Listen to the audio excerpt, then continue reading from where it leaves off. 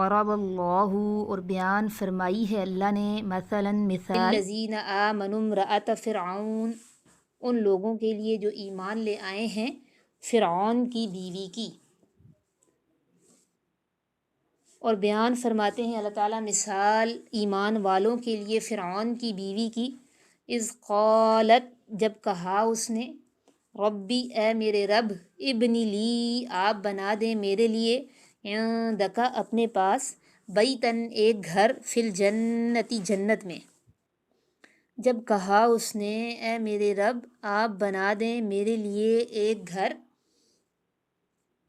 اپنے پاس ایک گھر جنت میں، ونجنی اور آپ مجھے نجات دے دیں، من فرعون فرعون سے، وعملہ اور اس کے کاموں سے، ونجنی اور آپ مجھے نجات دے دیں، من القوم الظالمین ظالم قوم سے۔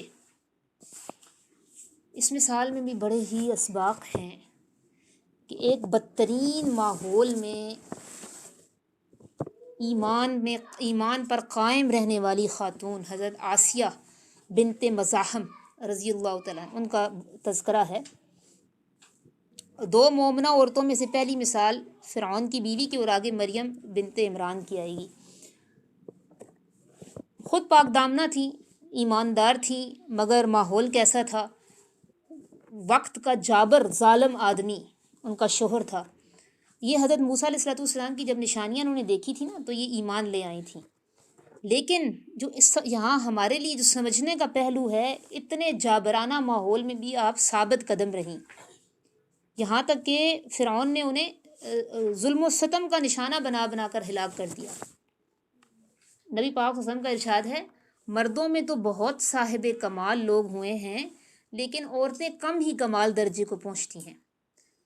اور ایک میں نے کہیں کسی ولی اللہ کا قول سنا تھا کہ عورتوں میں کمال اس لیے پیدا نہیں ہوتا کہ عورتوں میں تکبر زیادہ ہوتا ہے، عاجزی کم ہوتی ہے۔ بہرحال نبی پاک صلی اللہ علیہ وسلم کی حدیث ہے کہ عورتیں کم ہی کمال درجے کو پہنچتی ہیں، اور کامل درجے کو پہنچنے والی جن عورتوں کا ذکر ہے ان میں حضرت مریم بنت عمران، حضرت آسیہ زوجہ فرعون، ام المؤمنین حضرت خدیجہ رضی اللہ تعالیٰ عنہ، نبی پاک صلی اللہ علیہ وسلم کی صاحبزادی حضرت فاطمہ رضی اللہ تعالیٰ عنہ، اور حضرت عائشہ رضی اللہ تعالیٰ عنہ۔ آپ نے فرمایا کہ ان خواتین کی فضیلت باقی عورتوں کے مقابلے میں ایسی ہے جیسے سرید کو دیگر کھانوں پر فضیلت ہے۔ ٹھیک ہے، یہ کامل درجے کو پہنچنے والی باکمال خواتین تھیں۔ فرعون دیکھیں جس طرح اپنے باقی اپنی قوم کے جو باقی لوگ ایمان لے آئے تھے نا ان کو سزا دیتا تھا، اس طرح حضرت آسیہ کو بھی سخت ظلم کا نشانہ بناتا تھا۔ حضرت آسیہ نے یہ دعا کس وقت کی تھی؟ اس کا پس منظر یہ ہے کہ فرعون نے جب دیکھا کہ آسیہ رضی اللہ تعالیٰ عنہ بھی ایمان لے آئی ہیں تو اس نے حضرت آسیہ کو تختوں پر لٹا کر ان کے ہاتھوں اور پاؤں میں کیلیں گاڑ دی تھی۔ وہ کیلیں بھی اس وقت سونے کی کیلیں ہوتی تھیں، اور اس طریقے سے وہ دوسرے لوگوں کو بھی سولی پر چڑھاتا تھا، اور یہ پہلا شخص تھا سولی ایجاد کرنے والا۔ ٹھیک ہے، تختوں پر لٹا کر ہاتھوں اور پاؤں میں کیلیں گاڑ دیتا تھا۔ پھر اس نے یہ کیا کہ اپنی حضرت آسیہ رضی اللہ تعالیٰ عنہ کو بھی اسی طرح اس نے تختوں پر لٹایا، ان کے ہاتھوں اور پاؤں میں کیلیں گاڑی اور ان کو دھوپ میں لٹا دیا، اور پھر ان کے سینے پر بھاری پتھر رکھ دیے۔ ان حالات میں اب حضرت آسیہ رضی اللہ تعالیٰ نے دعا کی، رب ابن لی عندک بیتا فی الجنہ، اے میرے اللہ میرے لیے جنت میں اپنے پاس ایک گھر بنا دے۔ حدیث میں آتا ہے نبی پاک صلی اللہ علیہ وسلم نے فرمایا اللہ نے ان کی دعا فوراً قبول کی، غیب کے پردے ہٹے اور جنت میں انہیں ان کا گھر دکھا دیا گیا۔ دعا کا دوسرا حصہ، ونجنی من فرعون، فرعون سے نجات دے دے، وعمل ہی اور اس کے کاموں سے جو اہل ایمان ہوتے ہیں نا ان کو برائی کے کاموں سے ہمیشہ نفرت ہوتی ہے۔ تو حضرت آسیہ رضی اللہ عنہ شروع سے فرعون کے مظالم اور اس کے جو کام تھے اس سے نفرت تھی، تو فرعون جو ظلم و ستم کے کام کرتا تھا انہوں نے ساتھ یہ بھی دعا کی کہ مجھے اس کے جو کرتوت ہیں ان سے بھی نجات دے دے، اور مجھے ظالم قوم سے بھی نجات دے دے جو ظلم میں فرعون کی مددگار ہے۔ تو یہ دعا ختم ہوئی اور ادھر سے اس دعا کے ساتھ ہی حضرت آسیہ رضی اللہ عنہ کی روح پرواز کر گئی۔ لیکن ہمارے لیے سمجھنے کی بات ہے کہ انہوں نے اپنے ایمان پر آنچ نہ آنے دی، یہ ان کی ثابت قدمی اور پختگی کی دلیل ہے۔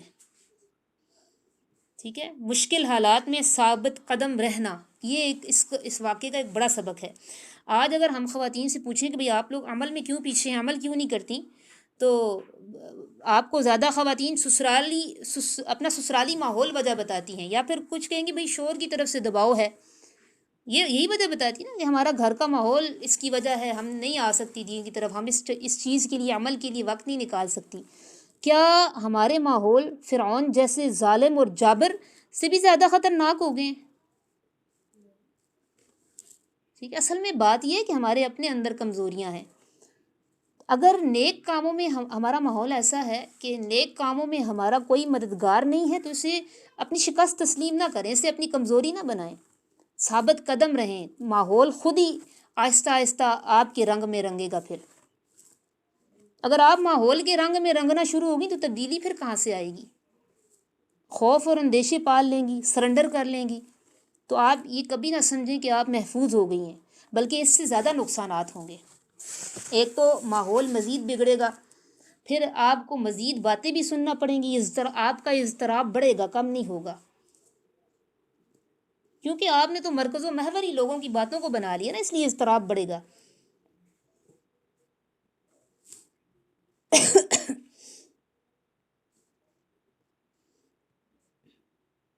ٹھیک ہے، ایک بڑا سبق تو ثابت قدمی، دوسرا بڑا سبق اپنے ایمان کی حفاظت اس طرح کریں جس طرح فرعون کی بیوی نے کی، کہ بدترین ماحول میں رہتے ہوئے بھی ان کا ایمان ڈاما ڈول نہیں ہوا، بلکہ ان کا ایمان قائم رہا۔ ہمارے ہاں تو ذرا سا کوئی ماحول ذرا سا بدلتا ہے، ذرا سے حوادثات پیش آتے ہیں تو ایمان ڈاما ڈول ہو جاتا ہے، تو ایسا نہیں ہونا چاہیے۔